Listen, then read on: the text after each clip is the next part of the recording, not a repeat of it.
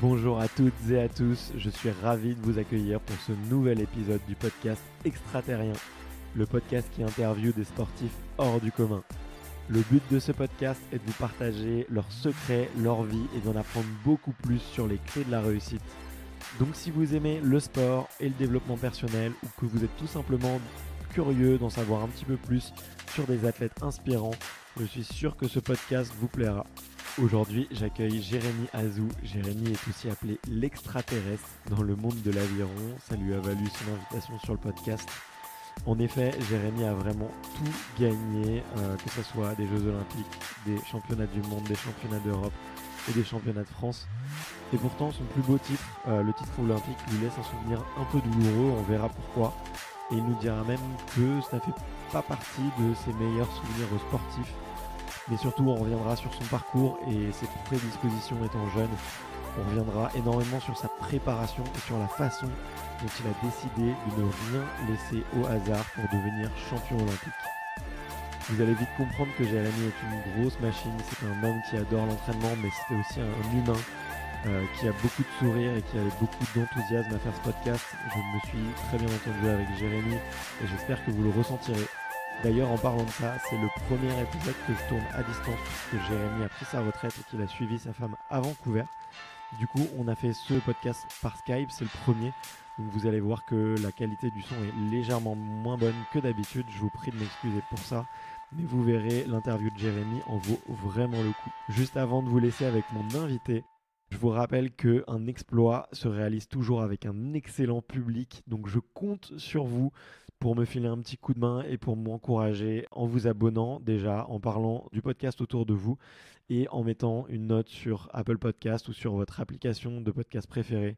C'est vraiment ce qui m'aide le plus et c'est vraiment ce qui va permettre au podcast de rentrer dans la légende, je l'espère. Et une dernière chose, évidemment, le podcast est présent sur Instagram, donc n'hésitez pas à le suivre pour voir un petit peu les coulisses du podcast et plein d'autres petites surprises vous attendent sur le compte Instagram.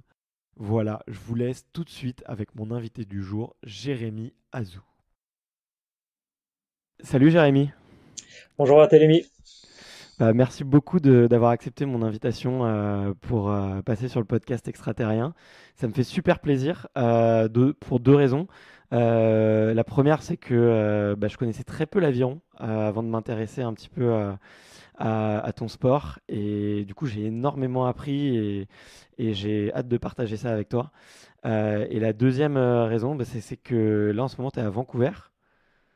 Exact. Et, ouais. Et c'est la première fois du coup que j'enregistre à distance, donc petite émotion et petit stress de la qualité, donc on va essayer de relever le challenge ensemble. Comme je te disais juste avant, la première question par laquelle je commence un peu tous les épisodes, c'est de te demander quel est ton premier souvenir de sport? Hum, alors, je pense vraiment, aussi loin que je me rappelle, que mon premier souvenir de sport, puis ça tombe à peu près bien, donc je sais pas si c'est la bonne réponse, mais ça tombe à peu près bien par rapport à ce qui a suivi les années derrière. Ça a été, ça a été en colonie de vacances, parce que nous on est famille nombreuse, donc régulièrement nos parents nous envoyaient en colonie de vacances pour diverses raisons, et il y avait un triathlon qui était organisé. D'accord. Et, et bon, j'avais toujours été un peu hyperactif, donc je pense que je savais que niveau sport, ça allait pas trop mal. Et on a fait un triathlon et je me suis fait mais laminer en natation et ça a vraiment été, ça m'avait blessé, tu vois. Tu vois, enfin, ce souvenir-là, je me rappelle, vraiment blessé dans mon ego. Et ça a été un peu le Ouais. démarrage de pas mal de choses derrière, mais je pense que j'avais aussi une certaine estime de moi et puis voilà, je m'étais fait pas être pas à plat de couture, mais vraiment, pour moi, c'était l'humiliation, même si dans les faits, je pense que ça restait juste une petite organisation faite par la colo pour nous divertir, tu vois, une après-midi en bord de plage. Mais ouais, c'est un souvenir qui me reste, même plus de 20 ans plus tard. Ok, Et c'est marrant. Donc déjà l'orgueil du sportif, quoi. ouais, alors après, bon, c'est des choses qu'on arrive à transformer, à analyser, à convertir, mais c'est peut-être l'analyse que j'en avais fait, enfin, c'est le ressenti, je pense, que j'en avais à l'époque, une espèce de Ouais. frustration, de déception.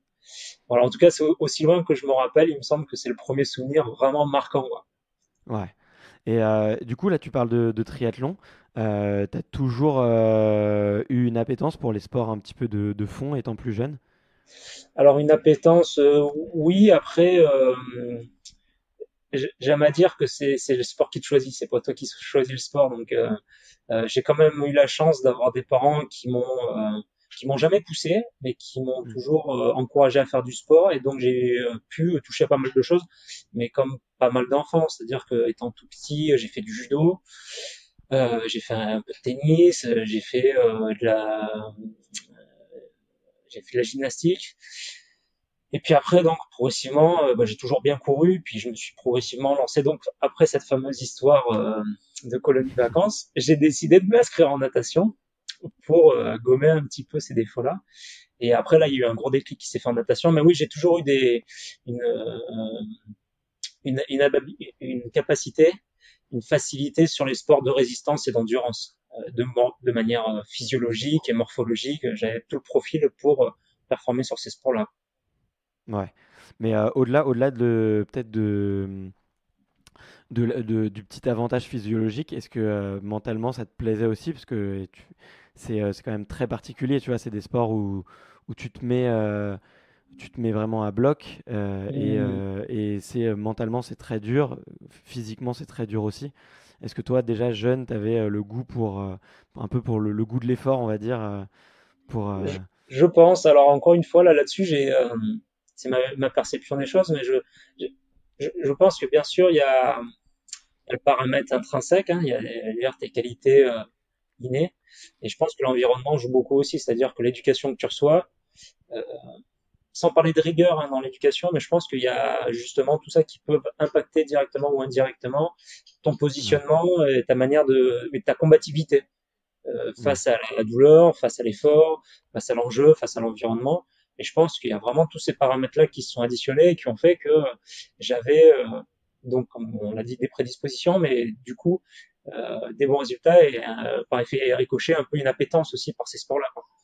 ouais, c'est sûr que quand t'es bon, ça donne envie.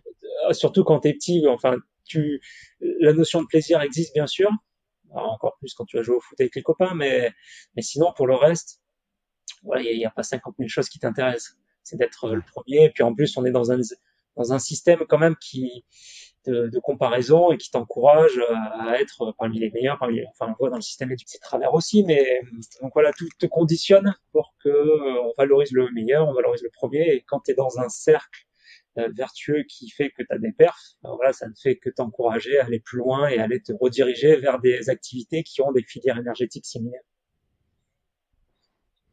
ouais, d'accord, ok. Et comment est-ce que tu t'en es venu du coup à l'aviron après cette petite incartade dans le Ouais, alors triathlon? donc il y a cet épisode quand j'étais en colonie de vacances. Après, donc j'ai fait 4 ans de natation quand même. Alors les 2 premières années, Ah j'ai ouais, ouais, vraiment ouais. réappris à nager entre guillemets parce que je savais nager, mais voilà, il y a savoir nager et puis savoir bien nager. Donc, voilà, C'est vrai, nager, ouais. toi qui fais du Mm. triathlon, t'en sais quelque chose. Là, il y a pas juste savoir flotter, il y a savoir après tourner les bras dans le bon sens et avancer. Ouais, Donc les 2 premières années, j'ai vraiment réappris à nager. Et après les 2 dernières années, je me suis vraiment entraîné. Enfin, et c'est là où, encore une fois, c'est intéressant de faire le distinguo entre l'exigence olympique, où je pense que tous les athlètes sont sur un pied d'égalité en termes d'investissement quotidienne, biquotidienne, c'est-à-dire en termes de rigueur et d'investissement mm. physique et psychologique. Par contre, l'écart dans les petites catégories est énorme, c'est-à-dire que moi, donc en sixième et en cinquième, donc je nageais une fois par jour. Et à l'aviron, Ouais, avant que j'arrive à un entraînement ok. par jour, ça arrivait plus tard. Après, je faisais pas partie de ceux qui m'entraînaient le plus parce que j'avais des contraintes scolaires et extrascolaires qui faisaient que je pouvais pas m'entraîner plus, mais j'ai quand même mis plus de temps à l'aviron pour venir à un même niveau et un même degré d'entraînement. Alors c'est bien et c'est pas bien.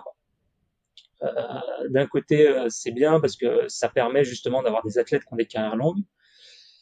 Parce que moi, par exemple, le premier truc qui me choque en natation, pour y être passé, c'est que vite ça te dégoûte, quoi. C'est-à-dire qu'en plus, tu fais des allers-retours, enfin, Ouais. tu fais des longueurs, quoi. Et des gens comme Yannick Agnel et bon, ben, malheureusement, Camille Bouffat malheureusement n'est plus là, mais des athlètes comme ça qui finissent à 22, 23 ans champions olympiques, qui se disent j'ai pas envie de repartir. Enfin, c'est qu'on a un peu trop chargé la dose avant aussi, quoi. Encore plus sur Ouais, complètement, ouais. des sports qui, comme l'aviron, même si nous on est en extérieur, avec ses avantages et ses inconvénients, mais où c'est un sport cyclique, où tu fais tout le temps la même chose, et puis l'endurance, les sports d'endurance nécessitent Mm. du long, quoi. C'est-à-dire que tu vas taper 2 heures, 1 heure et demie, ou 2 heures minimum, faire tout le temps la même chose, avec des pulses à haute intensité ou avec une très forte régularité. Donc voilà, tout ça pour dire que il y a eu cet épisode de natation où j'ai vraiment beaucoup appris en termes de rigueur et de compréhension des mécanismes d'entraînement. Il va dire, tu t'entraînes, t'es bon, quoi. C'est-à-dire que la résultante est assez simple et au-delà Ouais. des simples capacités intrinsèques, c'est-à-dire rien ne résiste à l'entraînement. Alors on peut pas être tous Michael Phelps, mais tu t'entraînes, Mm. tu seras bon, quoi. Et ça, alors je fais une parenthèse, mais quand j'avais un pote en équipe Ouais, de c'est France d'aviron, il me disait, de toute façon, pas de mérite à être bon quand tu t'entraînes, quoi. Et ça me faisait rire parce qu'il y a plus ou moins raison, quoi. Et donc après, bon, moi je me suis cassé la jambe ouais. en juillet 2002. Et à la rentrée de septembre, j'ai repris la natation et baisse de morale, quoi. C'est pas que j'allais plus vite, hein, ça allait toujours bien au niveau des chronos, mais voilà, c'est une petite usure déjà psychologique de faire des allers-retours dans la piscine. Et là, c'est vraiment poser la question de savoir quel sport j'allais faire derrière. Donc au début, je voulais faire soit de l'athlétisme, soit du triathlon. Pour les raisons qu'on a évoquées tout à l'heure, que Ok. mes prédispositions à être plutôt bon sur les sports d'endurance et de résistance. Puis en plus, là, j'avais la natation déjà dans les pattes, donc il me suffisait juste de monter sur le vélo et d'aller Mm. courir, et puis ça aurait été pas trop mal pour le tri. Et à l'époque, ils n'avaient pas trop de sections là sur Villeneuve. À l'époque, avec mes parents, on habitait Villeneuve-les-Avignon, à côté d'Avignon. Il n'y avait pas trop de sections qui collaient à ma tranche d'âge. J'avais 13 ans, 13-14 ans. Et c'était un peu moins populaire. Je te parle de ça, tu vois, tout début des années 2000, c'était encore un peu moins populaire qu'aujourd'hui avec ce qu'il y a Ouais, comme tout à fait, ouais. process qui a été mis en place aussi avec les ultramarathons, quoi. Enfin, les ultramarathons, les Ouais. triathlons, quoi. Les Ouais, ultra-longues les ultra distances. longues distances sur Et du le triathlon, ouais. hasard a vraiment fait. Alors, de ce que je m'en souviens, c'est mon père qui m'avait proposé d'essayer l'aviron. Je t'avouerai que je ne savais pas du tout ce que c'était à l'époque. Et j'y suis allé un peu en traînant des pieds pour lui faire plaisir. Et la première séance, en fait, j'ai retrouvé des potes d'enfance que j'avais perdu un peu de vue parce qu'on avait déménagé. Et au début, je suis resté pour les potes. Et donc, après, de fil en aiguille, j'ai Ok. rencontré Et... Vincent Bernard, qui a été mon entraîneur première année, qui m'a donné envie. Et puis, l'ambiance était super. Et puis, de fil en aiguille, après, les résultats sont venus très rapidement, ce qui m'a fait continuer jusque il n'y a pas très longtemps, mais voilà pour la petite aventure. D'accord, ok, ouais, bah c'est sûr que c'est une belle histoire. T'as mentionné aussi le fait que tu sois resté pour les potes. Moi, j'ai quelques amis qui font de l'aviron ou qui en ont fait, et j'ai l'impression il y a une ambiance qui est très soudée, et que c'est presque une deuxième famille, les gens qui rament ensemble. Est-ce que enfin, tu viens de le confirmer, mais est-ce que tu peux le développer un peu? Est-ce que c'est quelque chose que tu as connu dans d'autres sports, ou qu'est-ce qui fait que c'est si unique finalement Alors cette ambiance-là? alors ouais, pour donner des images aux gens. Alors bien sûr déjà, par définition, c'est un sport d'équipe. On peut pratiquer en individuel, ça pas de souci. Mais Ouais, mais de c'est un sport manière d'équipe principalement. majoritairement, c'est un sport d'équipage. Et après, bon, les images par le passé sont assez lourdes. Là, on parle de sport de galérien, rien que en termes de sémantique, c'est-à-dire ramer, quoi.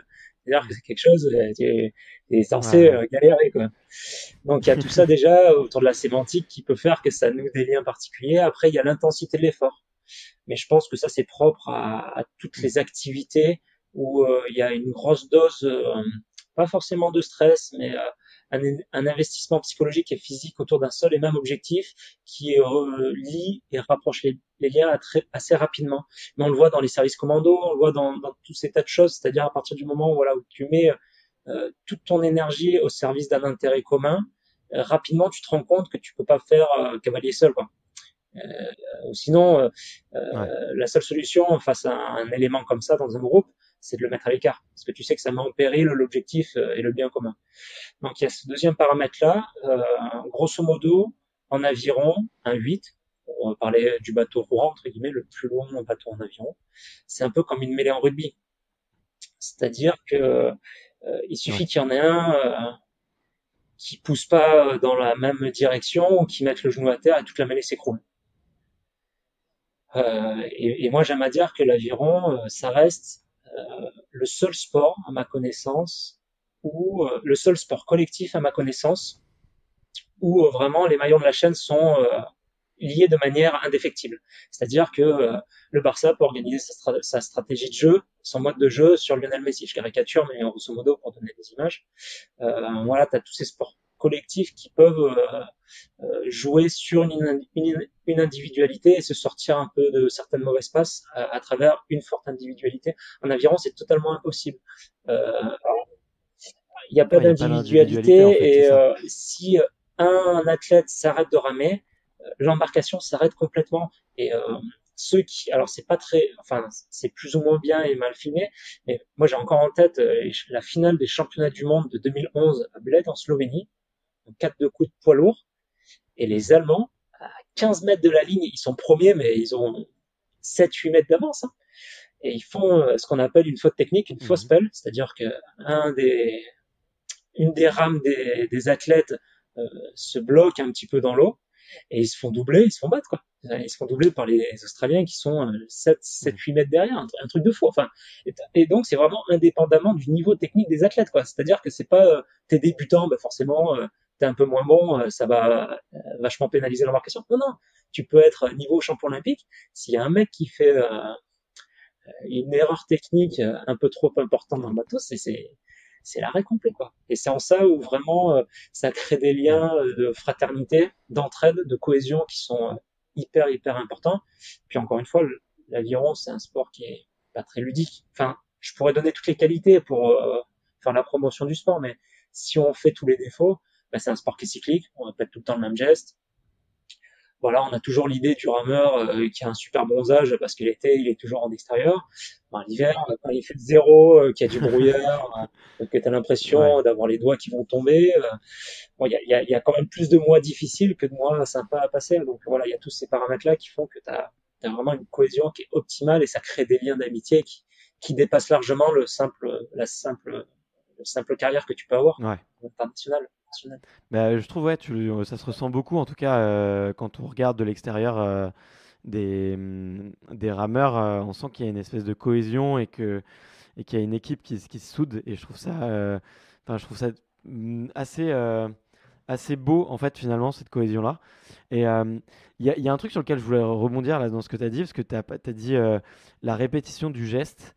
Et j'ai vu dans une de tes autres vidéos où tu disais que en fait, le rameur, il est en permanence à la recherche du geste parfait et que tu essayes de reproduire et que pourtant le geste parfait n'existe pas et que tu es en permanence à sa recherche. Euh, il y a pas un moment quand même, enfin, euh, où tu, où, zut, excuse-moi, j'ai perdu ma question. Mais en gros, est-ce que tu penses pas aussi que c'est un peu ça qui fait que c'est un sport qui a du mal à être compris peut-être par certaines personnes qui se disent bah ramer une fois que tu as le geste c'est facile et puis en fait finalement le geste parfait il n'existe pas quoi. Alors c'est comme beaucoup de choses, hein. Enfin, le geste parfait il Ouais, existe. Après, c'est l'atteindre qui devient très difficile. Le geste parfait en ouais. lui-même, il existe. C'est une image, c'est une séquence d'images, donc ça existe. Hmm. Après, c'est l'atteindre qui devient un petit peu le parcours du combattant. Juste pour finir de répondre à la question que tu m'avais posée juste avant, ce qui est aussi, je pense, très typique de l'aviron, c'est que c'est le mec qui doit s'adapter par rapport à ce qu'on se disait tout Ouais, à l'heure. Comme c'est un sport d'équipage, par définition, le leader le meilleur leader qui soit, en fait, c'est le coéquipier parfait. Tu vois, t'as un peu cette dualité où le meilleur intrinsèquement est celui forcément qui s'adapte, parce que bien sûr, qui peut le plus peut le moins. Et s'il a conscience des mécanismes de performance en aviron, c'est-à-dire que la synchronisation donnera toujours plus de performance que la simple somme hmm, des individualités. Donc voilà, à partir du ouais, moment où tu as compris ça, c'est-à-dire que quand tu es meilleur, au lieu d'imposer ta manière de faire, ton style de jeu ou ta technique, c'est à toi de t'adapter. Après, c'est une convergence, hein, mais bien de mon sûr. expérience, de tout ce que j'ai pu accomplir en termes de résultats, c'est vraiment le gros enseignement que j'en tire, c'est-à-dire que c'est généralement, in fine, au dernier moment, c'est toujours au meilleur de s'adapter s'il veut vraiment que l'embarcation ait son niveau de performance maximum. Pour répondre à la deuxième question, le geste parfait existe. Après, encore une fois, c'est le parcours du combattant pour y arriver. Mais, euh, mais voilà, après, c'est aussi ce qui fait certains intérêts. Après, voilà, les gens, des fois, ont un petit peu du mal à, j'avais une réponse, là, je me rappelle plus ce que je voulais dire. Les gens, des fois, ont un petit peu du mal à comprendre justement pourquoi on peut s'imposer ça, en termes de rigueur, en termes d'investissement. Mm. Mais attends, ça va m'en revenir. Je voulais te dire quelque chose justement sur le fait d'avoir le geste parfait. Euh, attends, ça va m'en revenir. Ça va m'en revenir, ça va m'en revenir, ça va m'en revenir. Euh, J'avais un message, j'avais vraiment quelque chose que je voulais te dire. Ça m'échappe. Ouais, c'est à mon tour. Ouais, un petit blanc. Bon, c'est pas grave. Mais ouais, j'ai vu dans une interview que tu faisais par entraînement, tu faisais jusqu'à entre 15 et 16 000 coups de rame à chaque fois. Hum, Dis-moi si je me trompe. Alors, peut-être pas oui, après à tous les entraînements, mais non, mais oui, voilà, c'est ça que je voulais te dire. Je m'en rappelle, c'est bon. vas-y. Donc en effet, par séance, alors une séance typique d'aviron, grosso modo, c'est 20 km. Ça représente grosso modo 1 heure et demie d'effort. Tout Ouais. dépend du type d'embarcation dans laquelle tu évolues, des conditions météo, de tous ces paramètres. Grosso modo, c'est 1 heure et demie et ça représente à peu près, moi j'ai fait le calcul, hein, c'est assez simple, entre 1005 et 1006 coups de pelle, 1006 coups d'avion. Ah ok, j'ai fait un x10, Oh, pardon. non, non, non, voilà, c'est entre 1005 et 1006, sachant qu'on s'entraîne entre 1 et 2 fois par jour. Donc moi j'ai calculé, dans toute ma carrière, je donnais plus de 4 millions de coups d'avion. Ok. Voilà, pour donner des fois les chiffres, ça veut rien dire, mais ça fait sourire, quoi. Donc, Ouais, en bah, c'est effet, sûr. ça fait beaucoup, beaucoup de fois le même geste, avec cet objectif, et c'est ce qui fait à la fois la difficulté et puis l'intérêt du sport. Toujours se remettre en question, avoir cet idéal toujours en tête. Et les gens ont toujours l'impression de se dire, ah ouais, c'est super ce qu'ils font, ils doivent toujours se faire hyper plaisir à l'entraînement, c'est ça que je voulais dire tout à l'heure. Et non, quoi. C'est-à-dire que moi, il y a Mm. un nombre infini de sorties, que ce soit en individuel ou en équipage, où ben, sur les 1600 coups de pelle, il y en avait quoi? Il y avait 10-15 qui étaient vraiment pas mal. Et puis le reste du temps, tu cherches, quoi. Ouais. Et c'est vrai que bon, sur le rendu visuel des fois de l'extérieur, les gens se disent ouais, c'est super, c'est super. Et c'est ce qu'on essaye de donner en fait comme impression, c'est-à-dire que même si nous euh, le feedback qu'on a est pas extraordinaire par rapport à en tout cas l'idéal que l'on cherche, visuellement de l'extérieur, le rendu est pas mal quoi. Mais voilà, Ouais. c'est à la fois bien et c'est à la fois aussi une malédiction, c'est-à-dire que tu es constamment frustré. Comme tu cours après quelque chose que tu vas potentiellement ne jamais atteindre, tu es plus ou moins constamment frustré. Donc c'est là aussi où psychologiquement il faut vraiment trouver un vrai équilibre parce que sinon tu fais une dépression. Hein. C'est-à-dire au bout de 3 ans, psychologiquement tu t'effondres. C'est-à-dire que c'est pas Ouais. tenable. Si tous les jours, entre 1 et 2 fois par jour, si tu rajoutes là-dessus ben, l'intensité de l'effort, ça te demande une concentration et une force psychique qui est incroyable. Donc voilà, des fois il faut aussi des périodes de jachère où bon, t'essayes d'automatiser un geste qui est le meilleur possible sans forcément être dans la recherche d'amélioration. Voilà, il y a toujours un effet de Ouais. yo-yo et un effet de ping-pong. Ouais, ok, d'accord. Mais c'est marrant parce que ça me fait vraiment penser à la natation et au triathlon, tu vois. Il y a une interview de Vincent Louis qui est numéro un français en triathlon, Mmh, voilà, qui est un athlète mondialement reconnu et qui gagne très souvent des coupes du monde. Et lui, voilà, il dit exactement le même constat que toi, c'est nager, tu as deux, trois coups dans ta séance qui te plaisent bien et le reste, tu as envie de l'améliorer et du coup, il faut être à la recherche en permanence de l'amélioration, mais il faut pas non plus culpabiliser quoi, ouais, que ça devient une de maladie parce pas, qu'après de pas. sinon tu deviens fou. Hein. C'est après Ouais. tu deviens. Et, mais du coup, ouais, je voulais te demander un petit peu, pour partir un peu sur ta carrière, à quel moment tu as découvert un petit peu la compétition et à quel moment ça a été un peu t'as découvert vraiment le haut niveau? Alors, bonne question. Alors, comme on se l'a dit tout à l'heure, j'avais bien compris quand même le mécanisme et la corrélation qu'il y avait entre entraînement et performance quand je nageais. Donc, je suis arrivé à l'aviron, Ouais. je suis arrivé pas en milieu d'année, mais je suis arrivé peut-être novembre-décembre. Et donc, bah, j'ai raté un peu le premier wagon et il a fallu que je me remette à niveau techniquement parce que je savais pas du tout remettre par rapport à des copains qui eux étaient déjà là l'année d'avant en minime première année. Moi, je suis arrivé minime deuxième année. Et puis aussi par rapport au type d'effort. C'est-à-dire même si c'est de l'endurance, Mm. en termes d'effort, c'est complètement différent de ce qu'on peut trouver en natation. Donc voilà, il y a eu une forme de Ouais, c'est sûr. recyclage qui a dû se faire. Mais par contre, voilà, psychologiquement, j'étais déjà suffisamment solide et j'avais déjà cette expérience de me dire, t'inquiète pas, ça va le faire. Sois sérieux, sois rigoureux, et puis les étapes vont être Mm. franchies de manière assez spontanée et assez rapide parce que je savais par contre que j'avais un capital endurance qui était déjà présent, déjà constitué par mes années et mes entraînements en natation. Et c'est ce qui s'est passé. Donc dès la première année, on a été au championnat de France. Et bon, même si le résultat, là, on finit septième, je crois, et c'était pas le résultat qu'on voulait, parce je pense qu'on aurait pu jouer la médaille. La gagne, ça aurait été très dur, mais on aurait pu jouer la médaille. Et puis le goût de la compète là est vraiment revenu aussi par rapport à ce qu'on se disait tout à l'heure, cette notion d'ambiance et qui était hyper importante pour moi. D'ambiance, le fait de retrouver les copains. Et puis après, les sources de motivation, elles ont été assez différentes. Au début, t'y vas pour la compète, mais t'y vas aussi pour voyager avec les copains. Et puis après, de fil en aiguille, bon, tu te rends compte qu'il y a possibilité de pousser le curseur un peu plus loin. Et puis bon, après, c'est pas sans concession, hein, c'est-à-dire qu'il y a des contraintes qui vont se rajouter et c'est savoir jusqu'où tu es prêt d'aller. Tu es prêt, pardon, à aller dans les sacrifices, dans les concessions pour atteindre potentiellement, parce qu'il faut bien mettre des guillemets à chaque fois, potentiellement un objectif. Et bon, voilà, ça s'est fait par étapes, même si les étapes ont été assez rapides, parce que en 2008, je suis senior première année, je sors de 2 années junior où ça s'est pas trop mal passé quand même sur le plan national et international, même s'il n'y a pas eu de médaille à la fin. Enfin, au niveau international, il n'y a pas eu de médaille à la fin, pas grand-chose, mais sur le niveau national, ça avait vraiment très bien marché. Et en 2008, je suis senior première année, je fais dans les 2 premiers français à la photo finish. Théoriquement, j'aurais dû aller au jeu. Voilà, après, il y a d'autres paramètres qui ont fait que je suis pas allé au jeu, mais voilà, le gap a été franchi très rapidement et j'ai très rapidement été mis dans le bain. Et puis c'est après 2012, par contre, où là, je me suis libéré de mes contraintes universitaires et j'ai vraiment pu me challenger en me disant, voilà, les 4 prochaines années, tu mets le paquet, tu t'entraînes à fond pour voir quel est ton vrai potentiel. Et puis après, tu fais le point. Et puis, est-ce que tu veux continuer plus loin ou pas, tu verras. Mais voilà, moi, c'était vraiment ma philosophie une fois que j'ai vraiment compris que j'avais ce potentiel, parce que le goût de la compétition a quand même toujours été là. Hein.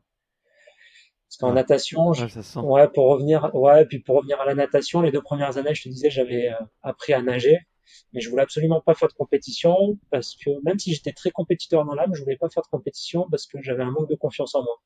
C'était très paradoxal, tu vois, parce que j'étais très compétiteur et très mauvais perdant. Du coup, je voulais surtout pas me mettre en compétition avec d'autres pour justement éviter ces techniques d'évitement classique, hein, pour éviter l'échec et du coup voilà que ça crée un petit peu les désordres qu'on connaît.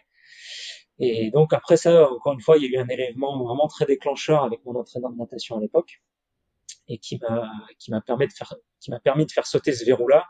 Et à partir de ce moment-là, vraiment, j'ai pris un peu conscience de mon potentiel et puis un peu de tout ce qu'impliquait la compétition. À ce moment-là, entre guillemets, tout était lancé, quoi. Ok, d'accord. Bah, je comprends mieux.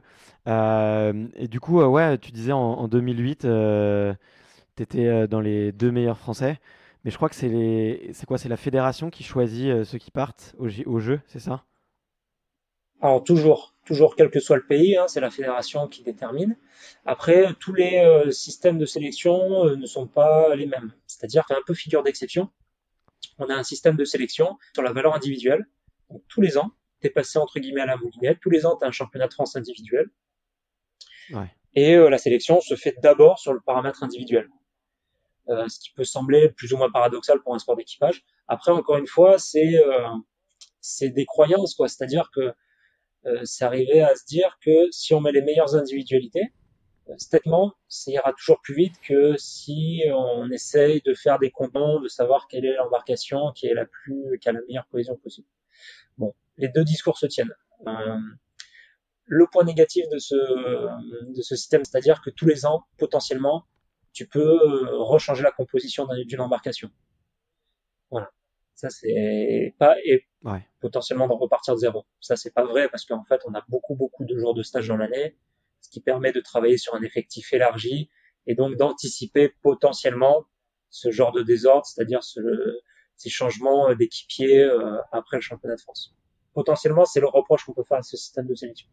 Le gros avantage, si le staff technique fait bien son job, c'est que la porte reste tout le temps ouverte. Contrairement, encore une fois, si on peut revenir à d'autres sports collectifs où on va parler même pas que du foot, c'est-à-dire que maintenant, tous les sports où tu as une semi-professionnalisation, une professionnalisation, si t'as pas été en centre de formation à partir de 10, 11, 12 ans, et ben derrière, après, c'est compliqué d'entrer dans le circuit, quoi. C'est très compliqué d'entrer dans le circuit. Alors qu'en Ouais. aviron, bah, si une année t'es performant, tu te pointes, tu te qualifies, tu gagnes, bah, on se tape la main, tu mets du bleu, blanc, rouge, et puis si l'année d'après, euh, t'es au fond, t'es fin de peloton, bah, on se tape la main, et puis on se dit l'année d'après, quoi.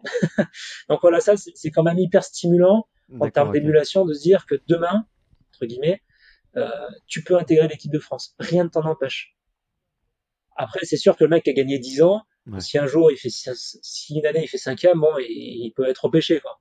Après, faut pas être idiot non plus, mais ou on peut lui donner une seconde chance. Mais voilà, ce qui fait quand même la force de ce système-là, c'est que tous les ans, tout le monde va retrouver sa valeur individuelle et la porte reste ouverte. Ça c'est quand même un point fort. Après, encore une fois, il faut que le management, euh, les règles de sélection, qu'il y ait une bonne transparence, une bonne communication autour de ça, pour éviter justement que ça soit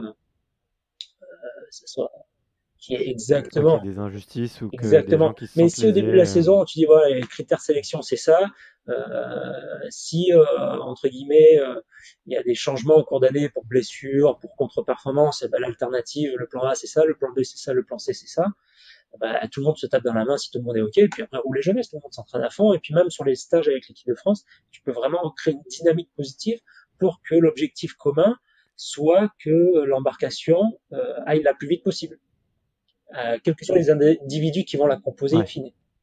Donc, euh, voilà, et puis donc la fédération en 2008 a décidé de mettre en confrontation notre embarcation, notre double, avec un autre double, savoir laquelle allait la plus vite, et à chaque fois on s'est fait battre. On était mis en confrontation sur 2 coupes du monde, et à chaque fois qu'il y a une confrontation directe, on était vraiment dans les mêmes courses, donc dans les mêmes conditions, à chaque fois on s'est fait battre. Donc toi, sportivement, t'es toujours déçu, mais objectivement, bon, bah, en avantage, l'aviron, on a quand même cet avantage de la ligne d'arrivée, c'est-à-dire, bah, il est devant, la ligne d'arrivée, il est devant, quoi. C'est-à-dire qu'il n'y a pas Ouais, des ça juges ment pas, arbitres ouais. qui te mettent des notes, quoi. C'est-à-dire qu'il est devant, il est devant. Donc, même si toi, t'aurais aimé que l'issue soit différente, bah, la réalité, tu peux pas, au bout d'un moment, tu peux pas faire abstraction. Ouais, il y a Bah, un chrono, exactement. il y a une Maintenant, on a photo des systèmes finish et... de chronométrage qui sont quand même hyper pointus au millième. Donc, tu peux pas en faire abstraction, quoi. Voilà du coup, pour 2008 par rapport aux Ouais. critères de sélection. Ok, d'accord. Et mais après, ouais, quand on regarde ton palmarès, tu as commencé à tout gagner à partir de ces années-là. Et en 2012, tu pars pour les JO de Londres. Euh, et là, donc du coup, tu te retrouves en finale et il se passe quelque chose, une course très très bizarre que j'ai pu regarder. Euh, qu'est-ce qui se passe réellement durant la course dans ta tête? Est-ce que tu peux déjà un peu expliquer aux auditeurs ce qui se Bien passe sûr. pour leur remémorer? Mais en gros, le bateau anglais fait arrêter la course après quelques mètres. Et du coup, comme si c'était un faux départ, Oui. la course est recommencée. Et voilà, après, j'ai pas tout compris exactement euh, comment c'est possible que la course Ouais, ouais, bon, on va en parler. soit arrêtée comme ça, quoi. Donc, ouais, pour revenir sur les médailles, moi, vraiment, les premières médailles que j'ai fait beaucoup de médailles d'argent quand j'ai commencé ma carrière. Et, euh, et je craignais de devenir le Ouais. deuxième Poulidor, quoi, le Poulidor de l'aviron français. C'est toujours un peu malentiste parce que j'ai fait 4-5 médailles d'argent avant de faire une première vraie médaille d'or internationale. Ça, c'était la première. Et pour revenir donc sur les Jeux Olympiques Ouais. de 2012 à Londres, euh, en 2012, donc l'embarcation, je dis pas les athlètes, mais l'embarcation est qualifiée l'année avant, l'année pré-olympique. Il y a le championnat du monde et à l'époque, les 11 premiers Mm. qualifiaient l'embarcation pour les Jeux. Donc là, j'avais qualifié l'embarcation avec quelqu'un qui s'appelle Frédéric Dufour, avec qui j'avais été déjà médaillé sur un championnat du monde. L'année d'après, Ouais. donc, fameux championnat de France individuel, Stanley Delair, quelqu'un qui avait sensiblement le même âge que moi, bat Frédéric Dufour sur les sélections nationales et donc est essayé légitimement dans l'embarcation. On Et, fait une manche de Coupe du Monde, c'est un peu comme le triathlon, on a plusieurs manches de Coupe du Monde. On fait une manche de Coupe du Monde et là on gagne. En plus, c'est une manche de Coupe du Monde qui reste relativement prestigieuse. Donc là, ça amène la fédération à nous titulariser tous les deux dans cette composition-là pour les JO. donc, ils changent l'équipe Voilà, quelques voilà. mois Alors avant, après, avec avant ce les fameux JO, Stanley quoi. Delors, on avait déjà remis ensemble par rapport à ce que je t'ai expliqué, où voilà, il y a un travail déjà en Ouais. amont qui avait été fait, donc on partait pas de zéro. On fait la dernière manche de Coupe du Monde et là on fait deuxième à la photo finish, donc on fait premier ex aequo au classement général de la Coupe du Monde avec les Néo-Zélandais et les Danois. Donc vraiment on arrive sur les Jeux Olympiques de Londres parmi les favoris. Alors pas grand favori, mais quand même parmi les favoris pour le podium. Ouais, Peut-être cool. pas le titre, mais pour le podium. On passe. Alors on savait que le bassin allait être compliqué. Moi j'avais jamais ramé là-bas, mais on savait que les conditions étaient très changeantes, avec beaucoup de vent. Voilà, avec beaucoup Il y a de beaucoup vent. de Le vent, vent il me pas semble. forcément dans le bon Ouais. sens. C'est-à-dire que quand je dis le vent dans le bon sens, c'est-à-dire que le vent, il soit, ce qui compte, c'est que le vent soit dans l'axe. C'est-à-dire que nous, on fait pas de la planche à voile. Voilà, nous, on fait pas de la planche à Ouais, que voile. ça Donc, ce qui navigue. nous arrange, c'est quand le vent, il est dans l'axe. Soit de face, soit dans le dos. Forcément, nous, on avance à reculons. Donc, si on l'a de face, pour le coup, c'est bon plan pour nous parce que ça va plus vite. Si on l'a dans le dos, on va moins vite. Mm. Par contre, Ouais, c'est les clair. vents qui sont plutôt latéraux, vraiment, ça va nous déstabiliser parce que ça crée une vague latérale et techniquement, ça devient très dur de gérer ce paramètre extérieur. Voilà. De Donc on passe manœuvrer. les séries, on gagne, on fait une bonne course, on tombe en demi-finale contre les Anglais qui étaient chez eux, on fait deuxième à une demi-seconde, mais vraiment on sentait qu'on pouvait les battre. On n'avait pas fait notre meilleure course. Pour la finale, vraiment conditions météo très difficiles, vent de travers qui déséquilibre l'équité entre les différentes lignes d'eau, donc le tirage est redistribué. Donc on se retrouve au milieu du bassin et les Anglais un peu plus abrités. Mais c'est pas ça en fait le plus important. On arrive au départ bien préparé physiquement, psychologiquement, et on savait que le départ, c'était quand même notre point fort. C'est quelque chose qu'on n'avait pas besoin de beaucoup travailler, mais ça faisait partie de nos qualités naturelles de puncher. Le feu passe au vert, on part à fond, et moi j'avais bien repéré que dans les 5-6 premiers coups de pelle, il fallait vraiment faire très attention parce qu'il y avait une entrée terre en fait. Il y a des digues de chaque côté du bassin, et tu as donc un accès Ouais. marin qui permet d'accéder en fait à un bassin qui permet de faire la récupération et un bassin qui est juste le champ de course. Donc tu avais vraiment une énorme entrée d'air qui arrivait à ce moment-là et qui faisait rentrer beaucoup de vagues et qui allait vraiment déstabiliser tout le monde de manière technique.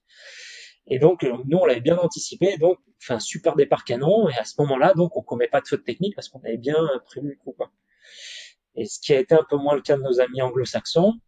Et c'est là où ce qui est complètement fou par rapport à cette histoire, c'est-à-dire que toute la vidéo est sur YouTube, c'est-à-dire qu'en plus on peut, les experts, enfin les gens vraiment du milieu voient très bien ce qui se passe, c'est-à-dire que Mm. l'athlète anglo-saxon sort de son siège. On a des sièges coulissants là, et tombe de son siège.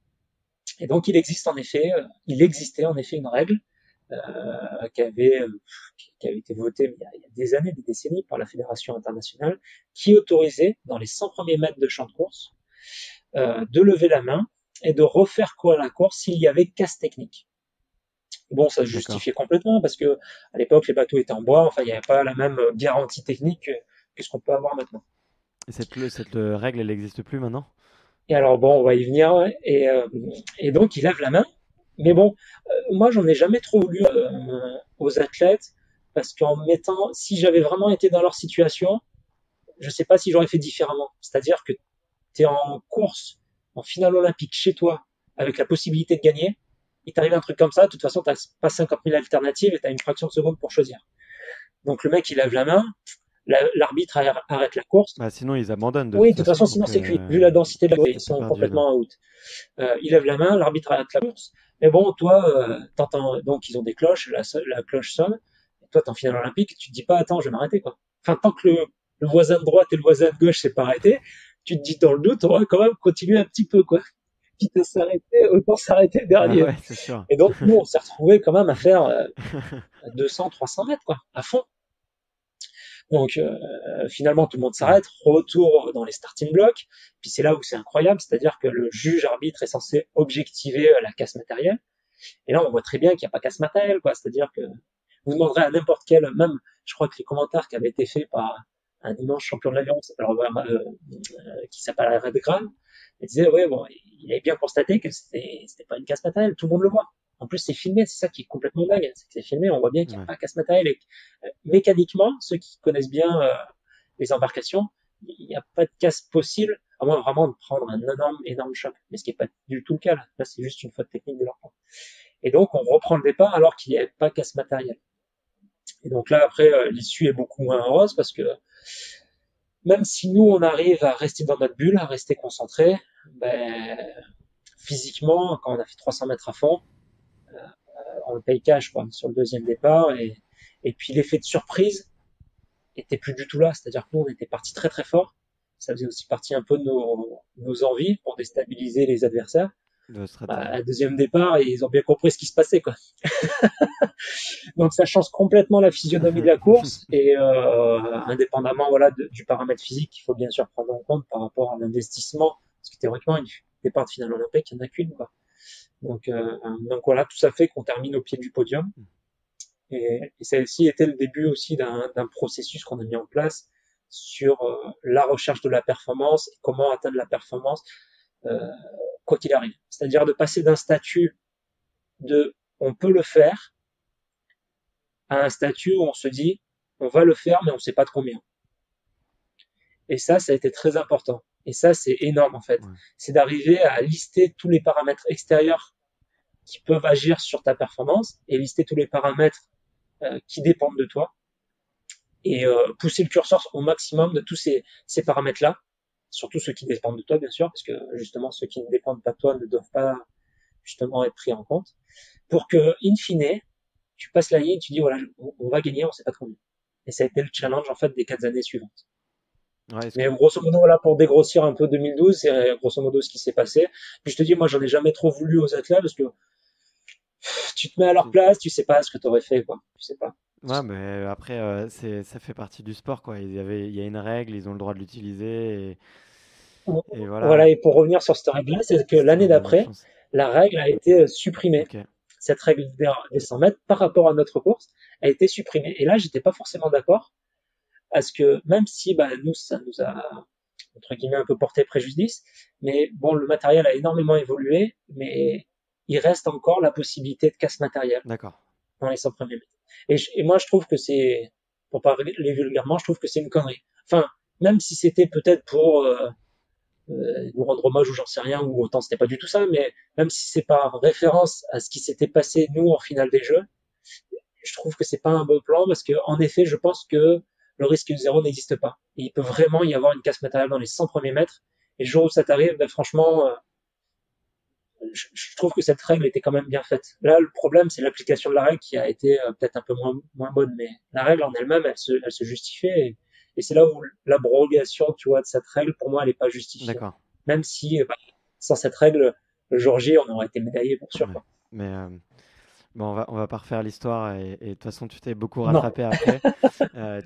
Ouais. Mais c'est hyper intéressant ce que tu dis parce que tu dis qu'à partir justement de un petit peu de cet échec, qu'on se le dise honnêtement, une 4e place, c'est quand même assez dur, je pense, quand tu t'es préparé pendant plusieurs années. Surtout vu les conditions de course. Et donc tu dis que pour vous ça a été un nouveau départ pour votre duo qui était tout nouveau. Et qu'est-ce que vous avez mis concrètement en place du coup pour aller tout enchaîner? Parce qu'après, je crois, il me semble, en 2013, vous gagnez les championnats du monde. En 2014 aussi, si je dis pas de bêtises. Non, deuxième. Vous êtes deuxième en 2014. Ouais. 2015 champion du monde. Donc, c'était vraiment le début d'une paire qui a très, très bien marché. Est-ce que tu peux dire un petit peu ce que vous avez mis en place? Est-ce que vous avez parlé? Est-ce que vous avez fait de la préparation mentale? Est-ce que vous avez intensifié vos préparations physiques? Ouais, alors on a déjà essayé de tout, pas numériser, c'est pas le bon mot, mais on a essayé de tout quantifier. On a essayé de tout quantifier, tout ce qu'on pouvait en tout cas, au maximum, pour avoir une démarche, même si l'aviron ça reste un sport amateur, même si ça se semi-professionnalise doucement en France, parce qu'à l'étranger il y a quand même pas mal de pays qui sont déjà passés sur un modèle professionnel depuis longtemps. Après je dis professionnel, c'est pas des salaires footballeurs, mais les mecs font que ça à temps plein, et les nanas font que ça à temps plein. Ouais. Mais on a essayé de tout chiffrer, de tout archiver et donc de faire quelque chose de très scientifique. On a eu une approche très très très très scientifique de tous les paramètres de la performance. Ça passe par quoi du coup? Que ce soit la prise. Ouais. Alors en termes d'équipement, ça a pu être bon le classique cardio-fréquence-mètre, ça c'était vraiment un outil qu'on a beaucoup utilisé. Après, en termes d'équipement sur les bateaux, maintenant, tu as quand même pas mal de choses sur les accéléromètres qui permettent de calculer à la fois les angulations, les angles de balayage de ta manière de ramer, la synchronisation avec ton coéquipier ou tes coéquipiers, avec des courbes de force qui permettent de savoir si c'est bien synchronisé aux différents moments du mouvement dans l'aviron, au moment de la poussée, au mouvement des retours. Après, on a fait beaucoup de travail vidéo. Euh, Peut-être le seul versant qu'on n'a pas trop abordé, c'est le versant, on l'a abordé, mais peut-être de manière un peu moins poussée, c'est la préparation mentale. Parce que je pense on avait déjà ça en nous, quoi. Ouais. Donc, il y avait un speech, l'entraîneur avait fait beaucoup de boulot là-dessus, mais je pense que c'est peut-être, s'il y avait un truc on aurait pu pousser encore plus, c'est peut-être ça. Mais c'est quelque chose sur lequel on a beaucoup travaillé également. Après, qu'est-ce qu'on La a fait? nutrition Après, aussi, peut-être, on a beaucoup j'imagine. travaillé. La Là, nutrition aussi, c'est un peu un sujet qui... la nutrition, alors nous, c'était déjà un peu notre cheval de bataille parce que on faisait partie déjà de la catégorie poids léger. Ouais. Donc, on avait déjà ça qui faisait partie de notre quotidien. Mais encore une fois, on a essayé d'avoir une démarche très très professionnelle. Après, en plus, on a eu l'avantage d'avoir un médecin qui était vraiment nutritionniste sur place quand on était en stage, qui a pu vraiment nous apporter de l'expertise. Et sans tomber dans la dérive du complément alimentaire, moi, j'ai jamais pris un seul complément alimentaire. Et euh, même si entre guillemets, il a le label et l'accréditation, euh, je, la démarche en elle-même me gêne de prendre quelque chose pour me sentir mieux, un produit transformé pour me sentir mieux. Voilà. Ouais. C'est-à-dire que moi, c'est un peu l'antichambre du dopage. Mais après, c'est très subjectif. Et en fait, pour moi, c'est-à-dire qu'il y a tellement de choses simples, basiques à faire avant. C'est-à-dire que la micronutrition, j'y crois. Mais pour moi, c'est la dernière pierre à l'édifice. C'est-à-dire que déjà manger équilibré, manger sain, Ouais, avoir des bonnes manger macros. intelligent. Voilà, déjà faire ce travail-là, c'est titanesque, quoi. C'est une énorme montagne. Et puis ouais, quand tu as réussi à faire ça 365 jours dans l'année, bah oui, tu rajoutes une pierre au truc. Mais souvent, c'est pour moi un peu la facilité de se dire, bah voilà, du coup, je vais bouffer mon McDo et puis demain, je prendrai mes compléments alimentaires et qui font bien, et qui font que ma prise de sang est nickel. Même si c'est autorisé dans la démarche, moi, ça me gêne énormément. Mais voilà. Autre chose qu'on avait beaucoup fait aussi, c'est par rapport, donc, comme c'est un sport d'endurance, on fonctionne avec microcycles et macrocycles. Ouais. Hein, on a des gros cycles de 3 semaines, travail foncier, une semaine de surcompensation, et puis c'est reparti, ainsi de suite. On travaillait beaucoup avec ce qu'on appelle le système Sunto. C'est un système de prise d'information au niveau des cardiofréquencemètres et des rythmes respiratoires. Nous, on le faisait le matin au réveil. Et quand tu extrapoles les données, ça te permet de connaître en fait l'activité du système neuro et parasympathique. Et en fonction des profils, des courbes, ça te permet de savoir si tu es sur de la bonne fatigue ou de la mauvaise fatigue. Et ici, justement, il ne faut pas adapter les séances. Voilà, il y a tout un ensemble d'outils dont on s'est équipé pour arriver à maîtriser au maximum le pic de performance pour Ok. Et, en fait, finalement, vous avez essayé de rien laisser au hasard, quoi. Vous avez été allé chercher des chiffres et... exactement. Voilà, tout à fait. On a les chiffres dans la mesure du possible. Après, ça a toujours des travers, c'est-à-dire que quand tu fonctionnes trop avec des chiffres, des fois, c'est au détriment du Ouais. feeling. Et le feeling, c'est ce qui, le premier jour, a fait que tu as fait la Ouais. différence avec les autres, entre un champion et un très bon athlète. La différence, au bout d'un moment, elle se fait là sur le feeling. Donc, au bout d'un moment, il faut faire très attention à ce que tous ces chiffres-là, toutes ces données, tous ces paramètres ne viennent pas occulter le feeling de l'athlète. Parce que ça a pu être peut-être à un moment donné, pas la dérive, mais le risque.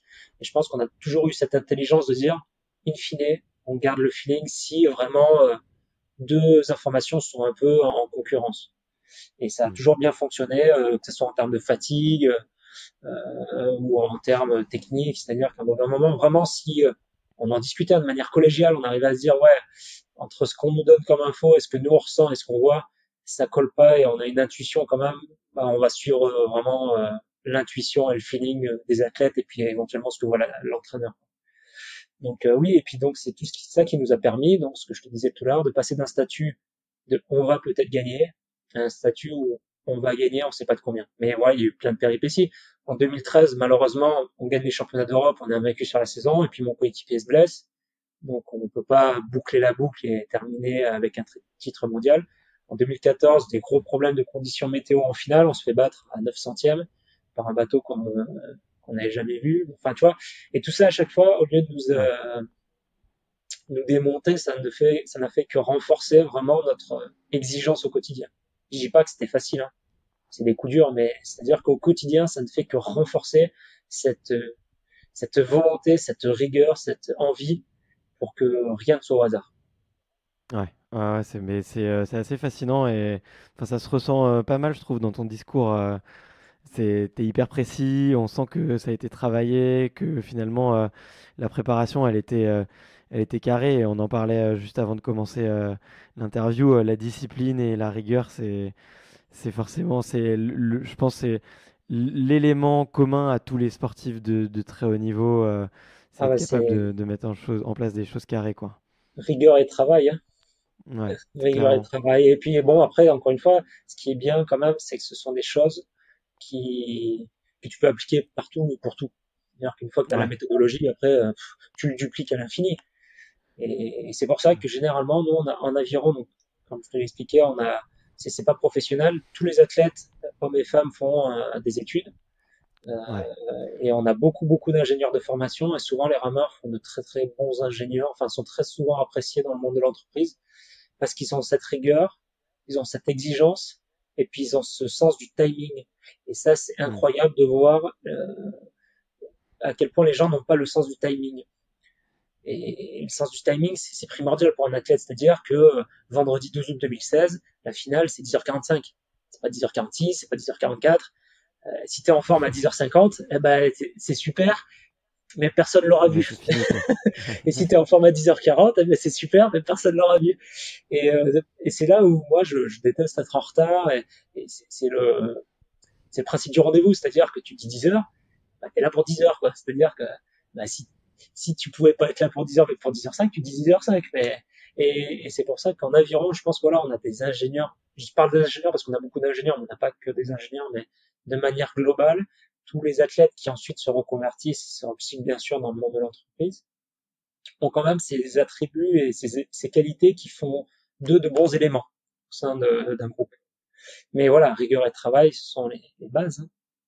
Ouais. Mais toi, c'est assez marrant parce que d'ailleurs, dans les petites vidéos qu'on retrouve sur toi, il y a un truc qui revient souvent de ton entourage et de tes proches. C'est ta capacité à mener plein de projets de front et un peu à vouloir toucher à tout, à être très curieux euh, et aussi à vraiment voilà, à mettre des objectifs sur plein de choses. J'ai vu que tu faisais du piano très bien d'ailleurs et tu es kiné à côté de ça.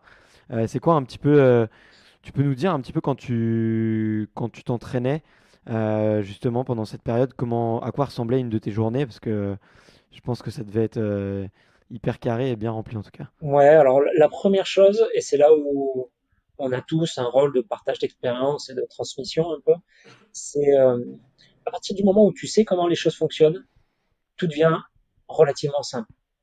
Et c'est ce qui m'a Hmm. permis de faire toujours beaucoup de choses en même temps. C'est-à-dire que j'avais une très bonne, aussi de par mes études, une très bonne connaissance de mon corps et une très bonne connaissance de comment fonctionnaient les systèmes d'apprentissage. Et à partir du moment où tu as compris tout ça et que tu sais comment ton corps fonctionne, ah, voilà, tu sais qu'il y a différents types de mémoire. Et après, une fois que tu arrives à identifier celle qui te correspond le mieux et comment il est facile, entre guillemets, de mettre ça en place dans une routine quotidienne, mais c'est simple, c'est-à-dire que et des fois, après, il y a des trucs qui sont très simples à mettre en place. Moi, j'avais écouté aussi parce que la première année, avant d'être en kiné, j'étais en médecine. Il y avait juste un cours spécifique sur la mémorisation et ça avait été top. Il y a plein de choses qui avaient été dites et dont je me suis servi et dont je me sers encore tous les jours. Première chose déjà, ça c'est pour tous les étudiants. Il y avait des études qui avaient été faites, et des questionnaires qui avaient été posés à pas mal d'étudiants. Je crois que c'était Polytechnique. Je ne veux pas dire une bêtise, mais en tout cas c'était des Hmm. étudiants de grande école. Et ils expliquaient qu'une des techniques assez faciles pour gagner du temps sur le travail, c'était sur le chemin du retour, fin de journée, de se repasser en boucle tout ce qui avait été fait sur la journée, se repasser le Mhm. film, se repasser la bande passante. Et rien que ça, en fait, tu réactives tes boucles de mémoire, et quand tu arrives le soir devant ta feuille, ben, t'es pas trop largué, quoi. Déjà, tu pars avec un capital. Et tout ça, mis bout à bout, en fait, c'est du temps gagné. Après, tout ce qui est travail de mémorisation mentale, alors moi, je suis plutôt visuel, et du coup, c'est simple, c'est comme le principe de la pub, c'est-à-dire que tu te mets une feuille sur la porte de tes toilettes et tous les jours tu passes devant et le fait d'être passé devant 2-3 fois par jour pendant un mois, de manière inconsciente, plus ou moins inconsciente, parce que la lecture sera pas forcément très active, tu vas engrammer tout ça. Donc c'est ce qui m'a permis vraiment de demander plein de projets de front, parce que j'arrivais à optimiser tous ces paramètres-là, de laisser aucune place au temps mort, même si des fois il y a des phases de repos, mais pour moi les phases de repos c'est pas des temps morts, c'est vraiment des phases de repos. Tu es censé te ressourcer, ou même si tu fais rien, c'est un objectif précis. Et les journées types, pour vraiment répondre à la question, donc après 2012, vraiment quand je suis rentré sur une phase active d'un point de vue professionnel en tant que kiné, tous les matins je me levais et j'allais ramer vers 7h15. Entre 7h15 et 7h30, j'étais sur l'eau jusqu'à 9h15, 9h30. Après, je rentrais rapidement parce que j'étais juste à côté du pôle France. J'avais fait en sorte de perdre le moins de temps possible aussi dans les déplacements. J'habitais sur Lyon. Ouais. C'est sûr que si t'habites à l'autre bout de Lyon, t'es mort. Hein. Encore plus maintenant, en 10 ans, moi j'ai vu l'évolution. La circulation, c'est devenu une vraie catastrophe. Et donc, je perdais vraiment très peu de temps sur les déplacements. Donc voilà, de 7h15 à 9h15, je ramais. 9h15, 9h20, je rentrais à la maison, je me douchais, je mangeais une petite collation et après, 10h moins le quart, je prenais la voiture. J'avais un quart d'heure de voiture jusqu'au cabinet pour être à 10h mon premier rendez-vous. Okay. Là, je bossais. Alors, la première année, ça a été vraiment dur parce qu'il y a eu des difficultés pour la fédération de mettre en place un accompagnement financier sur les jours où j'étais en stage et puis le manque à gagner sur la semaine aussi. Donc là, on va pas parler de la première année parce que c'est une année un peu à part où c'était vraiment très dur de concilier tout à la fois. Mais sur les autres années, donc je terminais généralement à 16h30, 17h. Donc je faisais 10h, 16h30, voire 17h. Je prenais une demi-heure pour manger le midi. Et après, je retournais à l'entraînement de 17h30, on va dire, le temps de rentrer à la maison, pareil, prendre une petite collation et repartir au pôle en vélo. 17h30, et là c'était très variable, ça pouvait être jusqu'à 18h30, 19h sur des petites séances, ça pouvait être jusqu'à 20h, des fois 20h30 sur des grosses séances, type séance de musculation qui pouvaient durer des fois 3 heures. On a des fois des très longs entraînements avec des formes de circuit training. Donc voilà, et puis après je rentrais à la maison, tu te douches, tu manges, et puis des fois moi j'avais pris d'autres activités. Il y a des trucs que je m'étais bien marré et j'étais content de le faire, j'étais allé faire de la danse de salon. Et du coup, 2-3 fois par semaine, des fois, j'allais faire de danse de salon. Moi, je trouvais ça cool, tu vois. Voilà. Okay. Sinon, je faisais autre chose. Après avoir ramé 4 heures de la journée, tu avais encore la force d'aller danser, quoi. Ouais. Après, encore une fois, c'est toujours pareil. Hein. Il faut toujours faire la différence entre manque d'envie et fatigue réelle. C'est-à-dire que le manque d'envie est chronique chez tout le monde. On n'a pas envie de faire grand-chose si on se met pas un coup de pied aux fesses. Et là, toute la difficulté, même que tu sois athlète ou pas athlète, c'est de savoir si c'est un manque d'envie ou si c'est vraiment que tu es réellement fatigué. Auquel cas, moi, ça m'est arrivé des fois de pas y aller parce que vraiment, j'étais fatigué. Et je sentais que si j'allais pas me coucher tôt, et quand je parle coucher tôt, encore une fois, ça parle pas trop aux gens. Il faut bien comprendre que toutes les heures de sommeil passées avant minuit, elles comptent pas double, mais presque. Donc, pour moi, me coucher tôt, c'est-à-dire à 9h, t'es dans ton lit, t'éteins la lumière, tu dors. Coucher tôt, c'est pas... Et faites l'expérience. C'est-à-dire, faites l'expérience, couchez-vous à 9h et vous réveillez-vous à 6h. Ça vous fera 9h de quota de sommeil. Et couchez-vous à minuit, réveillez-vous à 9h. Vraiment, on se sent bien, quoi. Vraiment, on se sent bien, quoi. La récupération est vraiment pas la même. Je parle ça n'a rien à voir. Sur des conditions équivalentes où on a vraiment l'impression de ne pas avoir été réveillé, qu'il n'y a pas eu de bruit, qu'on a relativement bien dormi. Donc voilà, une journée type, on va multiplier par, quasiment par 7, parce que je travaillais pas le week-end, mais voilà, tous ceux qui s'entraînent pour le très haut niveau, c'est samedi, dimanche, j'en fais rien. Ouais, bien sûr. Mais c'est hyper intéressant ce que tu dis, enfin, sur le sommeil et la récupération. On parle de plus en plus d'entraînement invisible. Tu sais, un peu de... finalement, ouais, effectivement, optimiser son sommeil, optimiser sa nutrition, c'est quelque chose qui est concrètement pas des heures d'entraînement au sens propre du terme, mais en fait, elles sont primordiales pour la réussite d'un athlète, quoi. Et le sommeil, c'est le premier. De toute façon, le facteur limitant, je suis désolé, je te coupe, le limitant, c'est la récupération. Et c'est d'ailleurs ce pourquoi on se dope souvent. La majorité des gens qui se dopent, c'est retour de blessure. Parce que c'est trop long, parce qu'on récupère pas assez vite. Alors après, bon, sans parler des dopages d'État, mais avec les scandales qu'on connaît, mais la principale cause, c'est souvent ça. Revenir plus vite au niveau. Et le repos fait partie de l'entraînement, et comme tu as raison, hein, complètement, c'est des heures invisibles, ça. C'est des heures invisibles, puis on est happé par une spirale infernale où il faut toujours en faire plus, où il y a une forme de culpabilité qui s'installe quand on en fait moins, parce que bah, justement peut-être on est trop crevé. Mais et puis des fois, selon le groupe dans lequel on est, ça peut être aussi un problème d'image. Euh, on a l'impression peut-être que c'est un aveu de faiblesse. Ah, il va se coucher, il va faire la sieste, petite chochotte. Voilà, il y a tous ces paramètres-là qui peuvent rentrer en jeu, qui sont très archaïques. Hein. Mais en effet, le repos fait partie de l'entraînement. Et c'est toute la complexité que l'athlète peut rencontrer dans sa préparation. C'est d'arriver à avoir cette sagesse des fois, de pas culpabiliser, de se dire, voilà, c'est c'est une goutte d'eau dans la mer, c'est pas ça qui va faire la différence. Par contre, si je passe à côté de ça, bah, potentiellement, je peux vraiment me blesser. C'est-à-dire qu'au bout d'un moment, si on respecte pas cet équilibre, le corps a toujours le dernier mot, hein. Ah, mais D'une c'est sûr. manière ou d'une autre. Le Ouais, corps aura toujours le dernier mot. ouais, c'est clair. Bah écoute, ouais, le temps avance beaucoup là Ouais. et je voulais un peu avoir ton récit sur les JO de 2016. Du coup, c'est un petit peu la consécration du sportif. Là, alors, rebelote bis repetita, on te change de partenaire pour ces JO-là, avant Rio. Euh, Ça n'a pas été quelque chose de dur pour toi de t'entraîner avec quelqu'un pendant 4 ans et je pense que vous aviez le même objectif, vous avez partagé des choses très fortes parce que lui a eu un accident très grave avec un bateau. On a très peu abordé, mais je pense que ça a dû être un peu, ça a dû vous faire peur en tout cas. Qu'est-ce que tu ressens toi quelques mois avant quand on te dit que l'équipage doit changer du coup? Bah, ça a vraiment été une année difficile humainement parce que pour plein de raisons, c'est-à-dire que l'année d'avant, Pierre Rouen avait déjà été mon dauphin sur les championnats de France. Ouais, Potentiellement, il aurait déjà pu être essayé dans l'embarcation.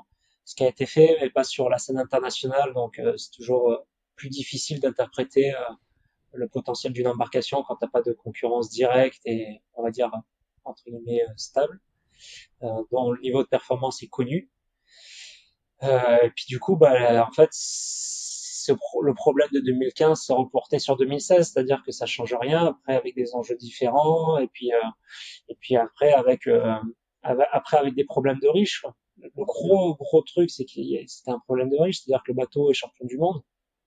Donc, comme disait Coluche, est-ce que plus blanc que blanc, ça existe? Je sais pas.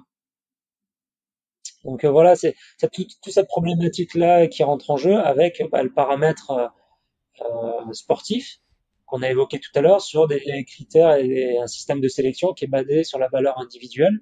Où ouais. Pierre, en 2016, de manière quand même assez significative, fait deuxième, pas très loin de moi, avec quand même un peu d'écart avec la troisième place, donc qui était Stani Doller. Et donc là, tu rentres dans un processus où je sais pas si ça n'a pas été suffisamment anticipé ou si pour moi ça a manqué de transparence. On parlait de Hmm. transparence et de visibilité sur les règles de sélection. Euh, on n'a jamais vraiment su au début de saison comment ça allait se passer, quels que soient les cas de figure. Et c'est ce qui fait qu'au bout d'un moment, ça crée une tension qui est horrible et presque intenable pour les athlètes, parce que in fine, c'est toujours un peu les athlètes qui traînent, quoi. Bah bien sûr, bien sûr. Sachant qu'avec Stani Doller, donc mon coéquipier de 2012, 2013, 2014, 2015, il y avait tout ce passé, tout ce passif, avec tous ces rebondissements, voilà, sa blessure dont on n'a pas du tout parlé, mais qui a été très grave, hein, il aurait quand même pu finir paraplégique, faut quand même le mentionner. Et puis de l'amitié, c'est-à-dire qu'avec Stan, on est très très proches. Donc Hmm. voilà, tout ça a fait que l'année 2016 a été très dure. Et même si sportivement, c'est l'accomplissement de beaucoup d'années et que c'est l'objectif de n'importe quel rameur, c'est compliqué encore pour moi de dire quel est le vrai sentiment quoi, derrière le doré de la médaille. À chaque médaille, son histoire, et c'est vrai que quand on fait l'inventaire, bon, dans la balance, il y a beaucoup de choses il y a beaucoup de souvenirs quand même qui sont durs. Hein. Donc c'est pas tout rose et c'est pour ça que bon, il n'y a pas trop de lumière qui a été mise par les médias nationaux là-dessus, mais ça a été rapidement évoqué, mais ça a été vraiment hyper dur et ça te casse hein, quand même humainement. Bah Donc ouais, j'imagine. Enfin, Donc Donc, voilà, c'est vrai qu'il y a les paillettes, mais derrière, bon, il y a des trucs où t'as pas trop envie de raconter non plus, tu vois, c'est des choses quand on me pose la question, j'ai pas envie d'en parler parce que ça te renvoie à des souvenirs que t'as pas envie d'évoquer, hmm, qui te font pas forcément que du bien, quoi, même si, bon, ben voilà, on gagne la course, c'est super et tout. Voilà, c'est pas, si tu me donnes le top 3 des souvenirs, je sais pas si ça fait partie, quoi, tu vois, enfin, ça peut paraître incroyable comme ça, mais bien sûr, on est champion olympique et tout, c'est super, enfin, ça change une vie malgré tout, parce que, en termes de reconnaissance, tu sors de ton sport, t'es pas ouais, juste champion du monde d'aviron, là, t'es champion olympique. Et c'est là où, même dans la sémantique, on dit pas, voilà, t'es champion du monde d'aviron, on dit non, moi, je vous présente le champion olympique. Tu ouais, sors de ton sport, tu as un statut social qui est différent. Et nous, c'est un sport amateur, donc quand tu prends 50 000 euros, ce qui était la prime du ministère pour le médaillé d'or, bah, quand tu as moins de 30 ans, je peux te dire, vis-à-vis de mes copains, quand tu fais un premier achat, bah, du coup, tu pars pas sur le même pied d'égalité, quoi. Déjà, tu vois l'avenir avec un petit peu moins de nuages. Ah, c'est sûr que t'achètes rien de cash, hein. Mais disons que bon, bah, ça te change un peu ton quotidien quand même. Mais voilà, c'est compliqué. C'est compliqué encore pour moi de parler de cette année-là parce que voilà, ça mélange beaucoup de sentiments et c'est difficile voilà de dire quel est celui qui domine le plus quoi. ouais, ouais, mais je peux comprendre et si tu veux, on perd pas trop de temps dessus. Puis le temps passe, donc je vais te libérer. Comme je sais que t'es jeune papa, les minutes sont précieuses. Mais du coup, je voulais rapidement terminer sur bah, un petit peu rapidement terminer sur cette interview. Est-ce qu'il y a des, si disons que s'il y avait une chose que les auditeurs devraient retenir un petit peu de notre conversation, qu'est-ce que ce serait et c'est quoi un peu le message que tu fais passer aujourd'hui, que ce soit en tant que kiné ou en tant qu'ancien athlète? Bon, moi j'aurais plein de messages à faire passer. Euh, alors on va d'abord s'adresser aux sportifs. Le message que j'aurais à faire passer, c'est, je pense, que ce qui a toujours fait ma force, c'est de me dire que demain tout peut s'arrêter. Et c'est hyper important, très jeune, qui qu'on soit, de se dire demain tout peut s'arrêter. Vraiment de créer un plan B pour qu'il n'y ait pas cette dépression qui arrive et qui est foudroyante s'il y a une blessure, s'il y a un impondérable. Vraiment, c'est quelque chose qui est hyper important, quoi. Alors je vais pas faire le moralisateur à dire faut faire des études, c'est bien. Non, c'est pas ce que j'essaye de dire. C'est vraiment d'être dans la conception mentale de se dire demain tout peut s'arrêter. Et ça c'est fondamental, c'est hyper important et c'est un travail de longue haleine.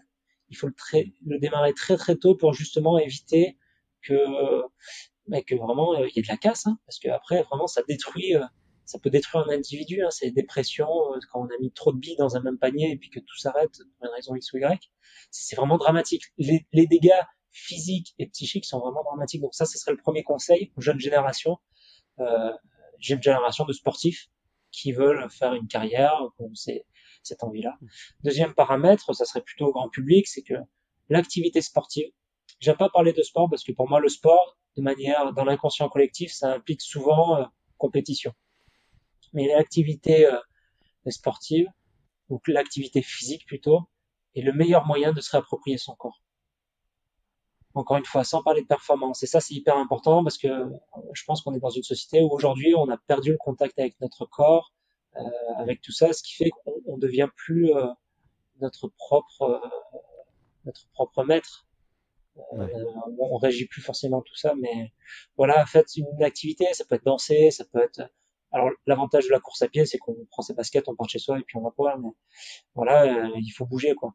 Ça, en tant que kiné et puis même en tant que sportif, le fait de faire du sport, c'est un moyen de se réapproprier son corps et à travers ça, on retrouve du plaisir après et puis parce que plus le corps est fort, plus il obéit, plus il est faible, plus il commande. Hmm. Donc on peut faire plus de choses et puis on déplace le curseur progressivement. Donc voilà, ce seraient les deux enseignements que je pourrais donner. Est-ce qu'il y en a un dernier qui me vient en tête? Non, voilà, ne jamais perdre en tête la notion de plaisir. C'est important la notion de plaisir. Et dernier conseil qui, je pense, est important pour tous les sportifs, encore une fois. Euh, voilà, dites-vous bien que dans 15 ans, personne ne se rappellera de vous, quoi. Ça vous évitera de courir après Hmm. quelque chose et ça vous permettra d'arrêter le jour où vous le déciderez ou pas en P1. Voilà. Ne courez pas après la notoriété. Si elle arrive, elle sera là, mais n'attendez jamais rien d'elle parce que c'est juste une source de souffrance incroyable. Ce Ok. sera à peu près tout. Bon, bah écoute, merci beaucoup, Jérémy. La dernière question que je pose à chaque fois, est-ce qu'il y a un extraterrien ou peut-être un deuxième, un sportif que tu aimerais bien écouter sur ce podcast? Euh, alors moi, j'ai jamais été fan d'un sportif en particulier. Après, il y a des valeurs qui me font, il y a des valeurs que je trouve belles quand même. Là, on est en plein Wimbledon. C'est vrai que Federer, ça a toujours été un athlète dans son comportement qui est chouette, je trouve. Dans son attitude, jamais contesté un point, toujours très, très sobre, ce qui donne beaucoup de classe en fait. Euh, Ouais, donc, j'irai pas jusqu'à te demander d'interviewer Roger Federer, mais, j'aime bien les challenges, donc ça mais me va bon, très bien. au-delà de ça, moi, si j'avais vraiment quelque chose, une demande à formuler sur cette chaîne, c'est de continuer à mettre en lumière des gens qui sortent, voilà, un peu des sentiers battus. Voilà, il y a un circuit qui s'appelle les Étoiles du Sport qui justement met en lumière certains athlètes, mais des mecs comme Guillaume Néry qui ont fait de l'apnée. Ouais, tu parlais d'apnée, des Mm. interviews, des gens comme ça, c'est incroyable quoi. Ça fait rêver. Et puis c'est des parcours qui sont complètement atypiques. La course d'orientation, on n'en parle jamais, c'est incroyable.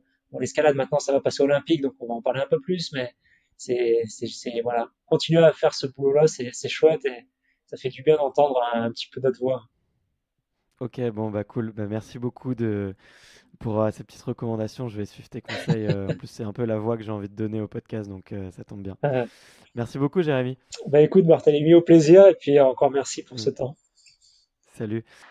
Merci à toutes et à tous d'avoir écouté jusqu'ici. Je ne sais pas pour vous, mais moi j'ai passé un excellent moment avec Jérémy.